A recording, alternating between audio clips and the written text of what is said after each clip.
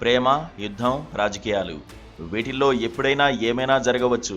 కులగణన కోరిన రాహుల్ గాంధీని అర్బన్ నక్సలైట్ అంటూ విమర్శిస్తూ వచ్చిన నరేంద్ర మోదీ ఇప్పుడు తానే ఆ స్థానంలోకి పోయి కూర్చున్నారు. దేశమంతటా కులగణన జరుపుతామని ప్రకటించారు. ఇలాంటి బోల్ట్ ఫ్రమ్ ద బ్లూ పరిణామాలు బీజేపీలో చాలా ఉంటాయి. స్వాతంత్ర్యం వచ్చాక గడిచిన 78 ఏళ్లలో 14 మంది ప్రధానులు మారారు, కానీ ఒక్కరూ కులగణన జరపడానికి సాహసించలేదు. బ్రిటిష్ ప్రభుత్వంలో జనాభా లెక్కల కమిషనర్గా ఉన్న జేహెచ్ హట్టన్ 1931లో మన దేశంలో కులగణన నిర్వహించాడు. మన్మోహన్ సింగ్ ప్రధానిగా ఉండగా కేంద్ర గ్రామీణాభివృద్ధి శాఖ 2011లో సామాజిక, ఆర్థిక కులగణన నిర్వహించింది. దాని మీద నిరసనలు చెలరేగడంతో ఆ నివేదికను బయటికి రాకుండా నిలిపేశారు. మనం ఇప్పటికీ 90 ఏళ్ల క్రితపు గణాంకాల ఆధారంగానే దేశ జనాభాలో కులాల శాతాల గురించి మాట్లాడుతున్నాం. జనాభా లెక్కల్లో ఎస్సీ, ఎస్టీల వరకు వివరాలు సేకరిస్తుంటారు. అది కూడా 2011 తర్వాత ఆగిపోయింది. వెనుకబడిన తరగతులు, ముస్లిం సామాజిక వర్గాల సంఖ్య, శాతాల విషయంలోనే తరచూ అనేక ఊహాగానాలు, వివాదాలు చెలరేగుతుంటాయి. ముస్లిం జనాభా వేగంగా పెరిగిపోతూ సమీప భవిష్యత్తులో ఇండియా ఒక ఇస్లామిక్ దేశంగా మారిపోతుందని సంఘ్ పరివార్ తరచూ ప్రచారం చేస్తుంటుంది. ఉమ్మడి ఆంధ్రప్రదేశ్లో కాంగ్రెస్ పార్టీ 2005లో ముస్లిం సమాజంలోని వెనుకబడిన తరగతులకు బీసీఈ జాబితాలో 4% రిజర్వేషన్ కల్పించినప్పుడు పెద్ద దుమారం రేగింది. ముస్లిం బీసీల జనాభా అంత లేదని, జనాభా గణాంకాలను శాస్త్రీయంగా సేకరించకుండా రిజర్వేషన్ కల్పించారని సంఘ్ పరివార్ వర్గాలు హైకోర్టును ఆశ్రయించాయి. న్యాయస్థానం కూడా దీన్ని పరిగణలోకి తీసుకుంది. కానీ జనాభా గణాంకాలను శాస్త్రీయంగా ఎలా సేకరించాలో మాత్రం ప్రభుత్వానికి సూచించలేదు.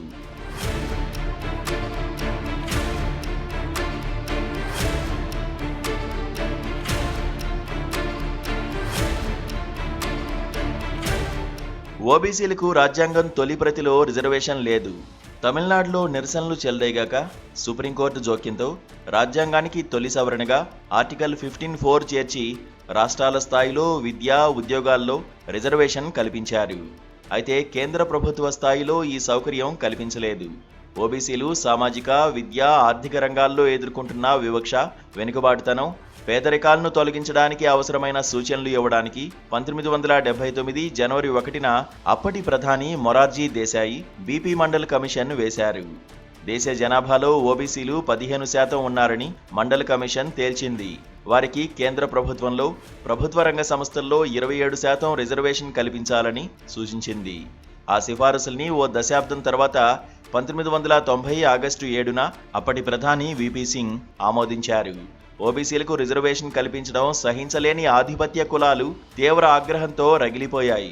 ఉత్తర భారతదేశంలో నిరసన జ్వాలలు చెలరేగాయి. 1984 లోక్సభ ఎన్నికల్లో 2 స్థానాలు గెలుచుకుని పార్లమెంట్లో ప్రవేశించిన బీజేపీ 1989 ఎన్నికల్లో బాగా పుంజుకుని 85 స్థానాలకు చేరుకుంది. ఆ పార్టీ తన రాజకీయ భవిష్యత్తును ఆధిపత్య కులాల నిరసనల్లో గుర్తించింది. మండలకు వ్యతిరేకంగా కమండలం చేపట్టి రామ్ రథయాత్ర మొదలుపెట్టింది. ఇందులో బీజేపీకి 4 లక్ష్యాలున్నాయి. మొదటిది, రాజకీయ రంగంలో ఆధిపత్య కులాల ప్రతినిధిగా ప్రకటించుకోవడం. రెండోది, ఓబీసీలకు రిజర్వేషన్ కల్పించిన వీపీ సింగ్ ప్రభుత్వాన్ని కూల్చేయడం. మూడోది, ముస్లింల నుంచి హిందూ మతానికి ముప్పు పొంచి ఉందని ప్రచారం చేయడం. నాలుగోది, దేశంలోని ఓబీసీ తదితర బహుజనుల దృష్టిని రిజర్వేషన్ల నుంచి అయోధ్య రాముని వైపు మళ్లించడం. రామ్ రథయాత్ర పెట్టుకున్న లక్ష్యాల్లో బీజేపీ కొన్నింటిని పూర్తిగా, కొన్నింటిని పాక్షికంగా సాధించింది. సంఘ్ పరివార్ రోడ్ మ్యాప్లో 1992 నాటి బాబ్రీ మసీదు కూల్చివేతతో ఒక ఘట్టం ముగిసింది. ఆ మహాసంస్థ తను చేపట్టిన పవిత్ర యుద్ధంలో హిందూ ఎస్సీ, ఎస్టీ, బీసీల్లో చెప్పుకోదగ్గ భాగాన్ని తన కాల్బలంగా మార్చుకోగలిగింది. ఈ పరిణామం 2002 నాటి గుజరాత్ అల్లర్లలో స్పష్టంగా కనిపించింది. సంఘ్ పరివార్ కులాలను గుర్తించదు. హిందూ సమాజం మొత్తం ఒకే మతం అనేది దాని సిద్ధాంతం. ఈ సిద్ధాంతానికి ప్రభావితులైన ఎస్సీ, ఎస్టీ, బీసీ నేతలు కొందరు బీజేపీకి తమ శక్తి మేర సేవలందించారు. వారిలో ప్రముఖ అంబేద్కరైట్లు కూడా ఉన్నారు.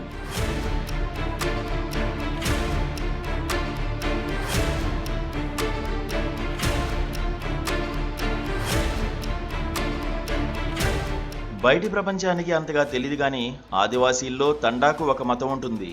మరింత లోతుకు వెళ్తే ఒక్కో సమూహానికి ఒక్కో మత విశ్వాసం ఉంటుంది. ఇప్పుడు జనాభా లెక్కల్లో ఆ వైవిధ్యాన్ని పూర్తిగా తొలగించేశారు. హిందూ, ఇస్లాం, క్రైస్తవం, సిక్కు, బౌద్ధ, జైన మతాల్లో ఏదో ఒకదాన్ని ఆదివాసులు ఎంచుకునేలా జనాభా లెక్కల చట్టాన్ని సవరించారు. భారత ముస్లిం సమాజంలో కూడా శాఖ కుల వర్గీకరణ తెచ్చి సున్నీ అష్రాఫులకు వ్యతిరేకంగా షియా, సున్నీ బీసీ, ఎంబీసీలను దగ్గరికి చేర్చుకోవడానికి ఒక దశలో బీజేపీ ప్రయత్నించింది. అది తమ పవిత్ర యుద్ధం ఫార్ములాకే ముప్పుగా మారుతుందని భయపడి ఆ కాడిని దించేసింది. బ్రిటిష్ పాలకులు నేర స్మృతిని ఇంగ్లండు నుండి తెచ్చారు గాని పౌర స్మృతిని ఇక్కడి స్థానికులనే ఎంచుకోమన్నారు. బెంగాల్ గవర్నర్ జనరల్గా ఉన్న వారెన్ హేస్టింగ్స్ 1772లో హిందూ ప్రతినిధుల కోరిక మేరకు మనుధర్మాన్ని పౌర స్మృతిగా ప్రకటించాడు. భారత రాజ్యాంగ రచనా సంఘానికి అధ్యక్షునిగా వ్యవహరించిన బిఆర్ అంబేద్కర్ ఇక మనుస్మృతికి కాలం చెల్లింది అని ప్రకటించడం సంఘీయులకు ఆగ్రహాన్ని తెప్పించింది. రాజ్యాంగం 1950 జనవరి 26న అమల్లోకి రాగా ఆ వెంటనే వచ్చిన ఆర్గనైజర్ పత్రిక ఫిబ్రవరి 6 సంచిక మనువు మన హృదయాలను పాలిస్తుంటాడు అని ప్రకటించింది. హిందూ, ఎస్సీ, బీసీ, ఎస్టీలను మత ప్రాతిపదిక మీద తమకు దగ్గరగా తీసుకుని ఓటు బ్యాంకును పెంచుకోవాలనుకుంటున్న సంఘీయులు అంబేద్కర్ను వ్యూహాత్మకంగా స్వంతం చేసుకుంటున్నారు. అంబేద్కర్ రచనల్ని వాళ్ళు 6 భాగాలుగా విభజిస్తున్నారు. మొదటిది మనుస్మృతి. కుల అణిచివేత మీద అంబేద్కర్ చేసిన ఘాటైన విమర్శను దాచిపెడతారు. లేదా వర్ణం తప్ప కులం అనేది అస్సలు హిందూ సాంప్రదాయమే కాదనే వాక్యంతో అంబేద్కర్ ఆరోపణలన్నింటినీ కొట్టిపడేస్తారు.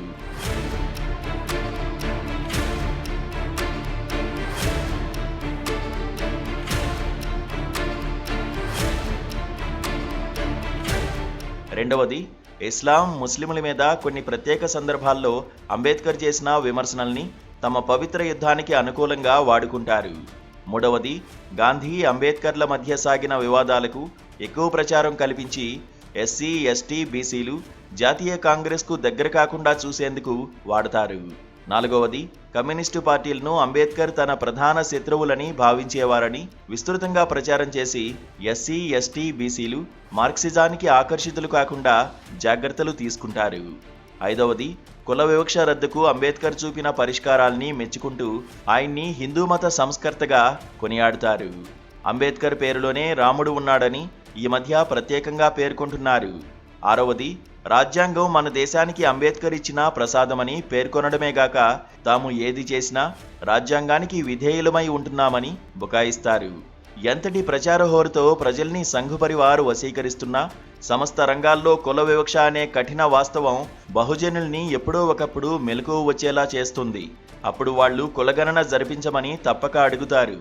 పైగా రాహుల్ గాంధీ రోజుకు ఒకసారి జిస్కే జిత్నీ భాగేదారీ ఉస్కే ఉత్నీ హిస్సేదారీ అంటే ఎవరి జనాభా ఎంతో సంపదలో వారికి అంతా అని నినదిస్తున్నారు. అసెంబ్లీ ఎన్నికల భయంతో బీహార్ ముఖ్యమంత్రి నితీష్ కుమార్ అందరికన్నా ముందుగా కులగణన చేపట్టారు. వెనుకబడిన తరగతులు 27%, అతి వెనుకబడిన తరగతులు 36%, ఎస్సీలు 20% అని బీహార్ ప్రభుత్వం తేల్చింది. ఇప్పుడు ముంపు నీరు బీజేపీ కాళ్ల కిందికి వచ్చింది. ఆ పార్టీ నిన్నటి వరకు తాను అర్బన్ నక్సలిజం అని విమర్శించిన స్థానాన్నే ఎంచుకోక తప్పలేదు. రాజకీయ రంగంతో పాటు సామాజిక, ఆర్థిక రంగాల్లోనూ సమానత్వాన్ని సాధించకపోతే ప్రజలు తిరగబడతారని అంబేద్కర్ సాక్షాత్తు రాజ్యాంగ సభలోనే హెచ్చరించాడు. రాజకీయాల్లో ఎస్టీ రాష్ట్రపతిని చూసి అడవిలో ఆదివాసులు, బీసీ ప్రధాన్ని చూసి మైదానాల్లో బీసీలు సంతృప్తి పడిపోరు. వాళ్లకు సాంఘిక, ఆర్థిక సమానత్వం కావాలి. వాళ్లను అడవి నక్సలైట్లు, అర్బన్ నక్సలైట్లు అని ఎద్దేవా చేయవచ్చు గాని అది పరిష్కారం కాదు. పిక్చర్ అభి బాకీ హై.